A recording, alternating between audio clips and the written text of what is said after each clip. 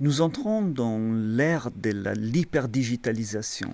On va vers un nouveau monde dans lequel la valeur, l'argent, va bouger partout dans le monde sans friction grâce à un changement d'infrastructure financière, monétaire mondiale qui a été mis en place dans les années passées, essayé, testé, organisé derrière, disons, dans les salles techniques, mais on a toutes les preuves de ça, je vous en montre quelques-unes. Et bientôt, tout ça, ça va changer plein de choses pour nous. Et depuis un certain temps, depuis cet été, je suis un peu perturbé, obsédé plutôt par l'idée de partager mes connaissances dans ces secteurs-là, surtout du point de vue de l'opportunité que ça représente et que ça a représenté pour moi, mais changeant un peu la vie, en termes de reconquête un peu de la liberté financière. C'est vraiment quelque chose que je ne peux pas garder pour moi. Et j'ai décidé de me lancer à faire quelques vidéos pour vous montrer de quoi je parle et que c'est pas quelque chose qui sort de ma tête uniquement. Écoutez ici le bonhomme Trump, qu'est-ce qu'il a à vous dire. Many Americans are unaware that behind the scenes, the technical backbone of the financial system is decades out of date, many, many years out of date. You know that Paul and others are straightening it out, but payments and money transfers are costly and take days or even weeks to clear. Under this bill, the entire ancient system. Alors, ici, il nous parle du Genius Act. Il vient d'être publié, le Genius Act. C'est une loi une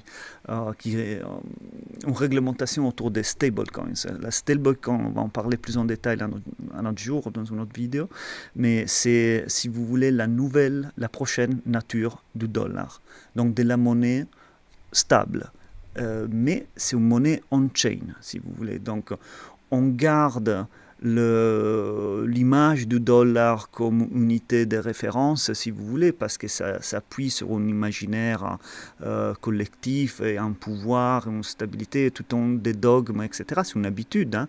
C'est un psyop, tout ça. Mais le concept de l'argent, du dollar, ou n'importe quelle autre monnaie fiat, est lié à une mécanique obsolète en technologie.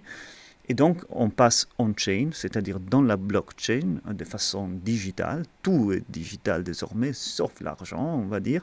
Et bien d'autres choses vont le devenir aussi. Je ne souris pas en le disant, hein, tout dire, mais bon. Opportunité, focalisons-nous sur ça. Donc, il nous dit que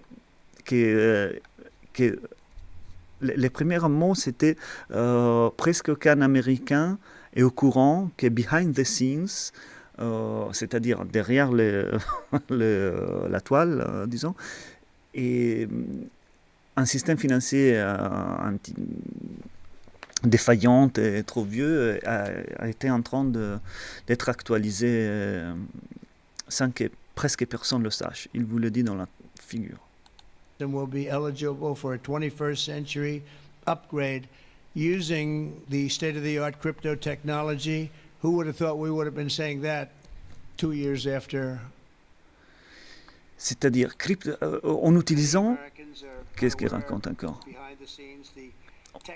Behind the scenes. Non, c'est fascinant. Il nous dit qu'en utilisant la nouvelle technologie crypto, tout va changer. Et donc, on ne peut pas passer autour de quelque chose comme ça sans faire attention. Comme je vous dis, il faut commencer à étudier des choses même qui nous plaisent pas, éventuellement. Et écoutez-moi, parce que ça ne doit pas venir de moi peut-être. Écoutez ici Christine Lagarde, vous la connaissez, hein?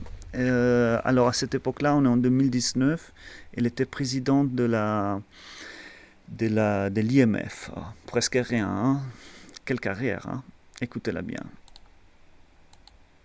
And clearly the disruptors are having an impact on the incumbents. We just heard a very large systemic bank here saying that they're launching the digital coin, currently piloted in a way within the institutional clients, but to be scaled beyond that. We heard from the European Central Bank that they have launched in November something that is called TIPS, that enables all the banks in the Eurozone to actually transfer instantly at virtually no cost money between them. So I think the role of the disruptors and anything that is using distributed ledger technology, whether you call it crypto assets, currencies, or whatever, and it's far from the bitcoins that we used to talk about a year ago, that is clearly shaking the system. Well, I think it's... Je ne sais pas si vous avez saisi. Alors, pour l'anglais, je crois que sur YouTube, il y a une façon de mettre les sous-titres. Je n'ai pas les moyens ni le temps de mettre des sous-titres, moi, etc. Ce qu'il dit, c'est que it's shaking the system. C'est-à-dire, il y a de nouveaux proposants de technologies, d'infrastructures, et qui ont été adoptés par un systemically big bank, c'est-à-dire une banque gigantesque, pour commencer à, disons, renouveler leur infrastructure. Et it's far from the bitcoins we used to talk 1 year ago. C'est-à-dire, c'est loin de Bitcoin duquel on parlait il y a un an. Oups. Là, vous voyez Christine Lagarde qui vous dit, en gros, que l'opportunité n'est pas dans Bitcoin.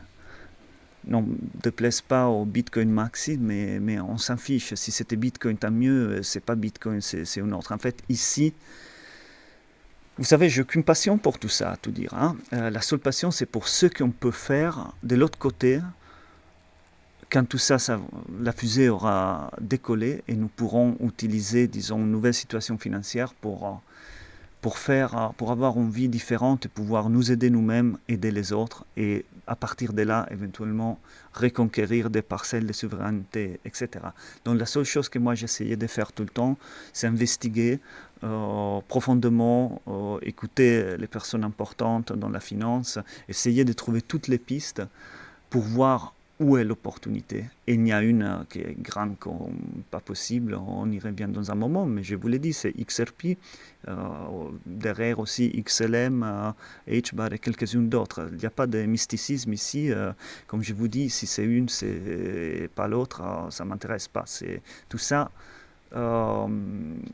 Tout ça, voilà, on est là avec un esprit d'investisseur, pas un esprit religieux, si vous voulez, par rapport à tout ça. Donc, elle vient de nous dire que c'est pas Bitcoin, vous voyez. Et je vais vous dire que j'étais aujourd'hui, j'accompagnais mon petit frère à sport et je me suis dit, tiens, j'ai démarré une chaîne YouTube, qui l'aurait dit, mais je veux vraiment regarder si en français, il y a vraiment quelqu'un qui parle d'XRP, parce que j'ai jamais trouvé quelqu'un qui dit les choses comme elles sont, quoi. Il y a un narratif Bitcoin incroyable qui est vraiment dominant. Et donc, je suis rentré dans un canal d'un petit jeune français, je ne me rappelle pas son prénom, mais avec plein de vidéos très bien fait, bien mieux fait que ce que j'ai fait ici. Et je suis tombé. Donc là, il y a d'ailleurs du bon contenu par rapport pour apprendre aussi un peu de nomenclature, qu'est-ce que c'est la blockchain, tout ça parfait. Ensuite, par contre, je me suis mis déjà, pour commencer, dans la peau de celui qui commence, qui dit, bon, peut-être le monde va vers là, il s'est dit, donc j'y vais commencer à voir la crypto, qu'est-ce que c'est, voir si je peux me faire en place. Si vous arrivez maintenant et vous tombez sur une chaîne comme ça, chapeau à lui, c'est du bon boulot. Mais c'est tellement vaste que vous allez vous perdre et presque reculer et dire la courbe d'apprentissage est tellement raide que je peux de toute façon pas faire, ça serait trop risqué, etc. La vérité, moi j'ai fait un parcours de 2 ans très intense dans ce milieu-là, c'est que l'opportunité et ce qu'il faut faire pour se positionner est beaucoup plus simple. Moi, j'ai fait un parcours vous voyez, d'investigation de ce type-là, de voir qu'est-ce qu'ils disent les gens, et chercher des documents, fouiller, bref, c'est vraiment un travail de communauté. Nous sommes plusieurs à le faire, mais aux États-Unis plutôt, en Amérique du Sud, d'autres, en Espagne. En France, voilà, j'ai pas trouvé ça. Et dans cette chaîne-là, donc, je tombe sur 2 vidéos sur XRP, parce qu'il y a plein d'autres projets qui sont analysés, vous voyez, mais avec une approche qui voilà, ne semble pas voir que ce dont il s'agit vraiment, au fond, ici, c'est d'un changement structurel d'infrastructures bancaires et financières. Et donc, il y a plein de projets qui sont approchés d'un angle plutôt spéculatif ou dans une logique de ce qui était la crypto-monnaie dans les années passées, qui a été, c'est toute une ambiance bêta d'essai technologique, quoi. Mais là, on rentre dans une phase d'utilité. Il faut comprendre ça, utility coins, euh, où ces actifs-là, certains d'entre eux, évidemment, vont être utilisés par les institutions pour bouger la vraie valeur. D'accord. Donc il y aura une transition de TradFi, Traditional Finance, petit à petit, des anciens systèmes SWIFT, à des systèmes basés sur DLT, blockchain, bref, certaines cryptos qui vont certaines avoir des rôles officiels pour enregistrer des données, on va dire, pour tokeniser, et d'autres, c'est ceux qui nous intéressent, vont être pour settlement, pour bouger la valeur, pour transmettre la valeur, d'accord, liées à des opérations de tokenisation ou pour, disons, l'échange monétaire entre devises différentes, des devises qui seront on-chain, donc la version digitale et numérique des monnaies fiat d'aujourd'hui, d'accord. Et c'est là où il y a Ripple, etc. Donc là, on a notre Lagarde qui nous dit que c'est pas Bitcoin. Et, et donc voilà, je disais, excusez-moi, que justement dans ces canaux-là, j'ai vu les deux vidéos sur XRP, il ne capte pas ce que c'est. Je suis désolé de le dire. Ça va beaucoup au-delà. La description commençait par dire, ouais, Ripple, c'est un projet. En fait, Ripple, c'est la société, évidemment, on le dit correctement, mais ce n'est pas une société. C'est bien plus que ça, en fait. Si on regarde le board of directors de Ripple, je vous mettrai quelques diapos et tout ça, quand je maîtriserai mieux le logiciel ici, sinon je deviens fou. Il y a des personnes dans le board que c'est juste incroyable, qui n'ont rien à faire dans une boîte normale, comme celle-là, d'être une boîte normale. C'est plutôt une agence de l'État, en fait, masquée pour avoir toute la légitimité ou le regard, disons, de fascination du public, masqué en société. Mais c'est un peu une agence d'intelligence. C'est comme ça. Il y a Rosie Rio, c'est l'ancienne patronne du Trésor américain. Il est dans le board of directors de Ripple. Et je n'ai pas la vidéo sous les dents, mais à son transfert vers Ripple, elle a dit non, non, mais c'est là où ça se passe, les futurs, et bref, je ne me rappelle pas ce qu'elle a dit, mais vous voyez, elle signe les billets de 10 dollars ou de 20 dollars, il y a sa signature, ou de 50, je ne sais plus. Non, c'est pas n'importe qui. Ripple, ce n'est pas un projet dans un milieu de concours de start-up comme plein d'autres projets. Alors là, si vous regardez ces secteurs comme un pool de startups qui essaie d'innover, on n'innove pas depuis une startup l'infrastructure financière mondiale. J'espère que vous comprenez ça, quoi. C'est pas rien de tout ça est improvisé, soyons clairs sur ça. Donc écoutez-moi Lagarde maintenant qui vous dit bien d'autres choses. Elle va vous dire qui est le winner. Écoutez bien. The difference will not be between those who are disrupted and those who survive, but it will be between those who are cannibalized because they are not seeing it coming and they're not embracing it, and those who self-induce that cannibalization. And I'm using cannibalization on purpose because it's a bit of a striking, horrible word. But it's really what it means. You're going to disrupt your business model, you're going to change it, you're going to reduce your cost, you're going to expedite your transactions, and you're going to continue to inspire confidence because you will build that on the basis of an existing backbone, which is your bank and the confidence relationship that you've established with your customers. So très intéressant. Elle nous dit plusieurs choses. Après, l'intéressant vient après à la fin, mais je vous dis, donc là, elle nous dit que dans cette transition, ça c'est à Paris d'ailleurs, à FinTech Forum, et je crois que c'était cette année d'ailleurs, en août. Elle dit que donc beaucoup de banques, d'entités financières vont se faire cannibaliser parce qu'ils ne voient pas ce qui vient. Et de toute façon, c'est voulu tout ça. Il y a qui sont tenus à l'écart parce qu'il n'y aura pas besoin presque de banques en fait, ou de beaucoup moins de banques. Et les banques qui vont survivre d'ailleurs, c'est celles qui voient venir ça et celles qui réduisent l'infrastructure énormément. Parce que, et tiens, ça vous dit quelque chose, ça, la fermeture des succursales en France de certaines banques? Ce n'est pas pour rien, d'accord? La banque, c'est dans votre téléphone, quoi. Mais ça l'est déjà aujourd'hui, vous voyez. D'ailleurs, vous voyez qu'il y a quelques mois, on introduit, même à niveau européen, les transferts sont instantanés, gratuitement. C'est que l'infrastructure est déjà en train d'être utilisée un peu. Mais on ne voit pas ça encore réfléchi sur la valeur de certains tokens d'utilité. Mais les choses avancent à grands pas. Et donc, il dit que certaines banques vont être cannibalisées par celles qui voient tout ça, et surtout qui vont pouvoir capitaliser sur la nouvelle technologie et sur la relationship of trust qu'ils ont avec leur base de clients. Donc ça, c'est une clé qui persiste encore. Je ne sais pas pour combien de temps, mais bon, disons, dans cette transition d'ancien régime monétaire, etc., il y a encore le capital majeur, l'actif majeur qu'ont les banques aujourd'hui, que c'est la confiance. La confiance, que tout ça, ce n'est pas un grand cirque et une arnaque, mais que c'est bien. Hein.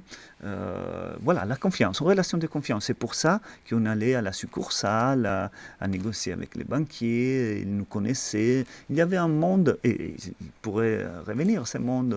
Bon, c'était pas parfait. Hein, disons, la structure monétaire basée sur la dette et tout ça, bon, c'est long, mais c'est loin d'être parfait. Mais à niveau local, si vous voulez, il y avait un facteur humain dans l'échange, etc.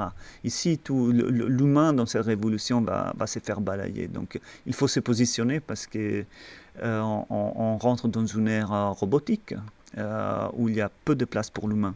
Écoutons la Christine, comme elle conclut ça. Écoutez bien. Hein. That's where I see changes happening now. If you think of Circle and Ripples and all those, that's where they are active and helpful. Mon Dieu, ça suffirait, je devrais vous faire écouter ça 10 000 fois parce que c'est là où ça se passe. Elles viennent de vous dire qui sont les gagnants. Ce n'était pas Bitcoin, disait avant, écoutez à nouveau. Changes happening now. If you think of Circle and Ripples and all those, that's where they are active. Alors, voyons, c'est où? Circle and Ripple, c'est-à-dire, elle dit, c'est là où ils sont d'utilité. If you think about Circle and Ripple, c'est deux boîtes. Circle, c'est, je crois, la deuxième stablecoin en dollars américains. C'est comme USDC. C'est une monnaie digitale on-chain, future génération du dollar fiat, mais dans la blockchain. Mais c'est une monnaie one-to-one avec les dollars. Donc, on parlera de ça plus en détail si vous ne savez pas ce que c'est une stablecoin. Et l'autre, c'est Ripple. Donc, la garde. Moi, je ne sais pas si vous saisissez. Moi, je suis très fatigué. Je ne suis pas un YouTuber pro. Je ne sais pas comment vous transmettre ça. Vous avez Trump qui lui dit que le système financier est en train d'être passé à l'ère d'Internet, en révolution d'infrastructure, et presque aucun Américain le sait. Européen non plus, je vous assure, cher président. Bah, cher, pas cher du tout. Je m'en fiche. Investisseurs, là. C'est la seule chose qui nous intéresse ici. En fait, il y a plein de choses qui m'intéressent, hein, mais je suis respectueux de votre temps et je veux vraiment que vous voyez qu'on trouve les informations. Mais bon, évidemment, déjà, il faut peut-être parler anglais ou comprendre. Donc, je ne sais pas si vous allez vous débrouiller pour le traduire avec les sous-titres. Je crois qu'on peut. Mais il a dit Circle et Ripple. Il n'y a pas d'opportunité d'investissement en Circle. Je me trompe, elle vient de sortir en bourse il y a quelques mois et ça fait déjà fois, je ne sais pas combien.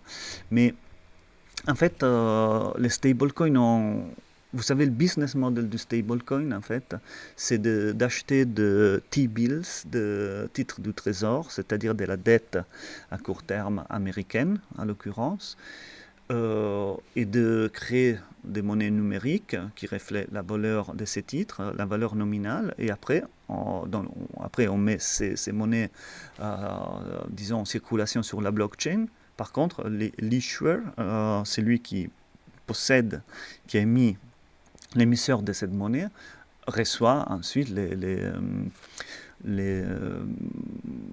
les intérêts des titres de la dette. D'accord? Donc c'est un business model très risqué en ce moment parce que probablement nous allons envers une baisse des taux très importante aux États-Unis. Et par ailleurs, une augmentation au Japon, ce qui déclenchera la carry trade, et on parlera de ça une autre fois. Mais bon, il y a un inflow, une entrée de capitaux colossaux qui vont envers de risk on assets, les secteurs crypto, en grande partie probablement. Donc les choses vont aller très rapidement depuis cette semaine déjà, où il y a la révision des taux. On va voir si Paul Atkins baisse Non, c'est Jerome Powell, excusez-moi, baisse les taux, c'est très possible. Et au Japon aussi, il y a une révision des taux cette semaine. Donc, c'est une semaine explosive. Mais bon, vous avez entendu Christine Lagarde, qu'est-ce qu'elle nous dit? Ici, j'y vais être court parce que je suis explosé, c'est minuit et demi. Je vous dis, j'ai fait ça. Le type d'intelligence, d'investigation que je veux proposer ou des notions pour comprendre, vous faire comprendre qui sont les gagnants et où il faut se positionner, c'est de ces types-là. Ça va même te dire, au-delà. Nous avons aussi, laissez-moi voir si je peux vous montrer aussi.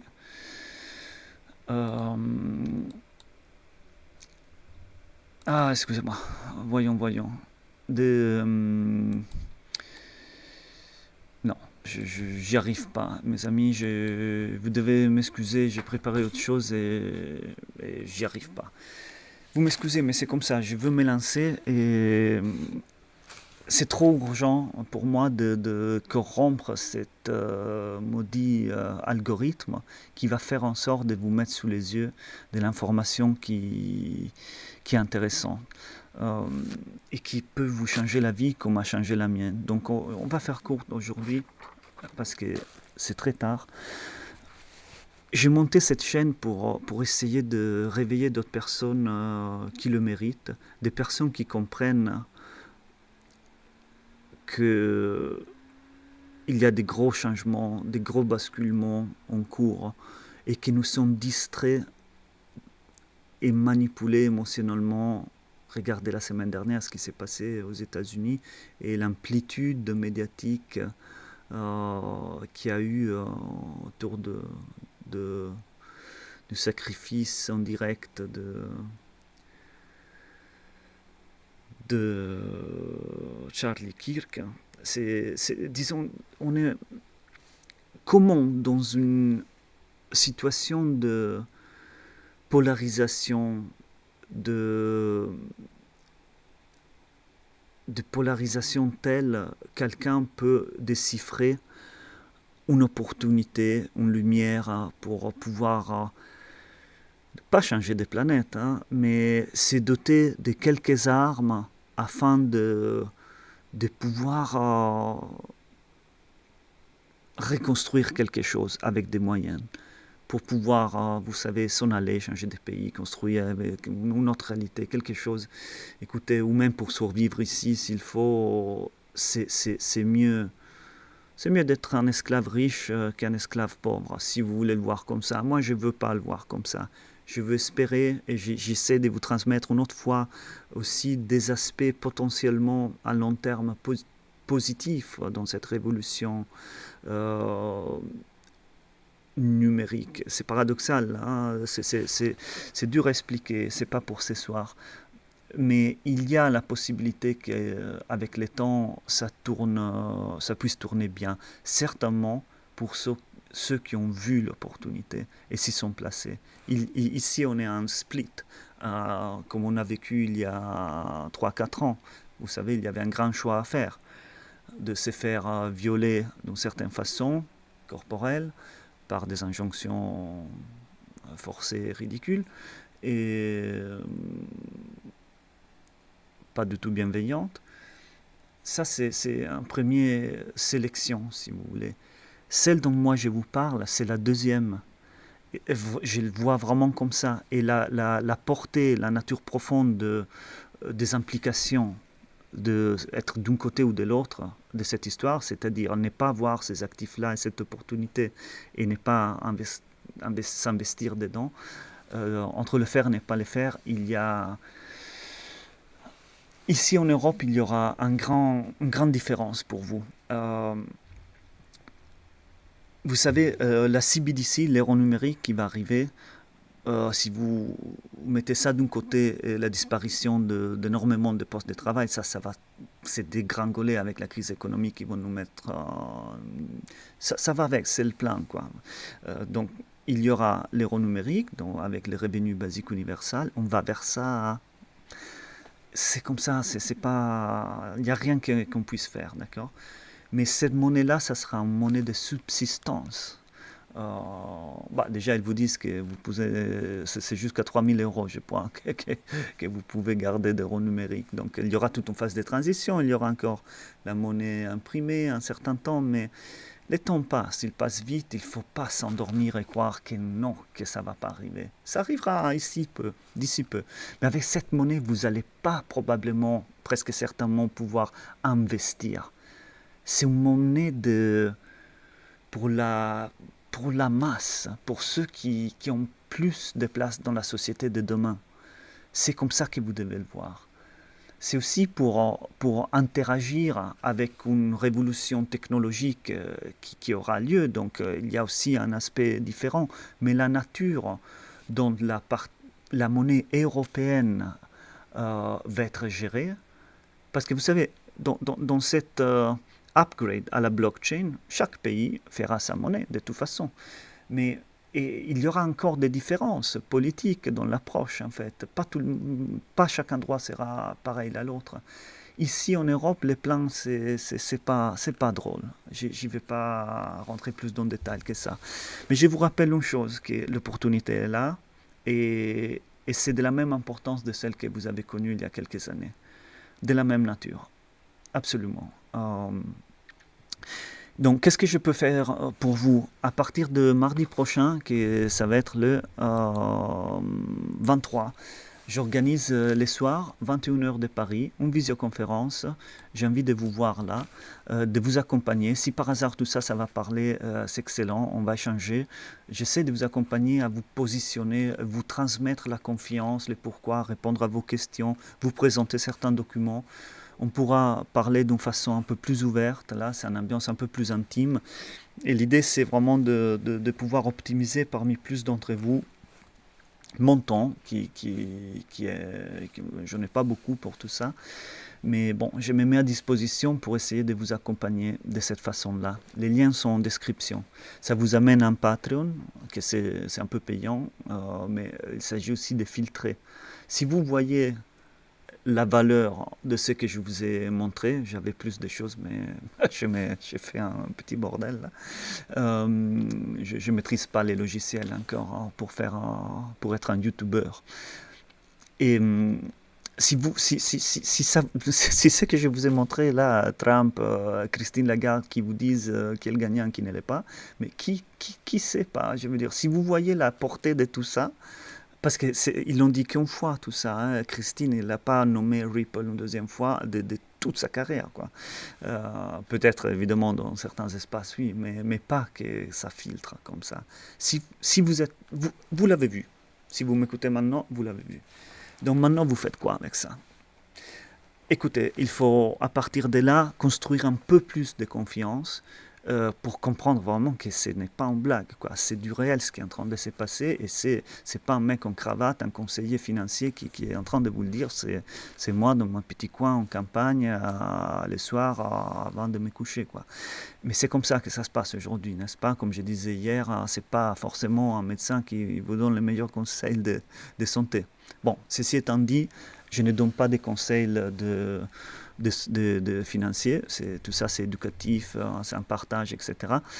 Mais on se voit, si vous voulez bien, dans le Patreon. Mardi soir, on va échanger. Je vais essayer de vous montrer un peu plus de choses. Ambiance intime, sympathique, constructive et efficace. Ce sont des séances de partage, mais il s'agit vraiment de vous mettre en situation d'agir. Je ne veux pas me retrouver seul de l'autre côté. Je ne le suis pas, je sais, mais je veux être en contact avec des gens qui ont compris, qui comprennent, quoi. D'accord? Que tout ça, c'est important. Vous savez, même à l'époque Covid, il y avait l'opportunité, n'est-ce pas?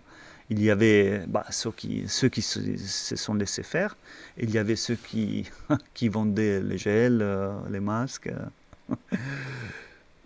Soyons du bon côté de l'histoire. De toute façon, on n'a pas de choix par rapport à si le monde nous plaît ou pas. C'est le monde qui vient, qui va venir. Et les choses vont aller très vite. Donc, je vous dis, j'espère à mardi. J'essaie de mettre d'autres vidéos afin que cet algorithme vous mette mon visage en face. Et j'espère d'arriver à vous montrer tout ça. Donc à très bientôt. Lien en description. Il y a aussi dans le Patreon plein de documents, des liens, des vidéos qui sont clés. Et là, vous pouvez commencer à vous faire une petite culture autour de ces actifs-là. Actifs d'utilité. Le Tupperware, les nouveaux standards. Vous savez, XRP, c'est en fait c'est la même révolution des conteneurs pour les transports et la logistique. XRP, c'est le conteneur de la liquidité, de la valeur, des références. C'est l'actif digital futur, le plus liquide qu'il va y avoir au monde. C'est la World Reserve Currency, comme une fois est écrit sur le site internet de Ripple, World Reserve Currency. Depuis, il a été enlevé. Qu'est-ce que je peux vous en parler des heures et des heures, mais on arrête là. Et j'espère qu'on se voit à la prochaine.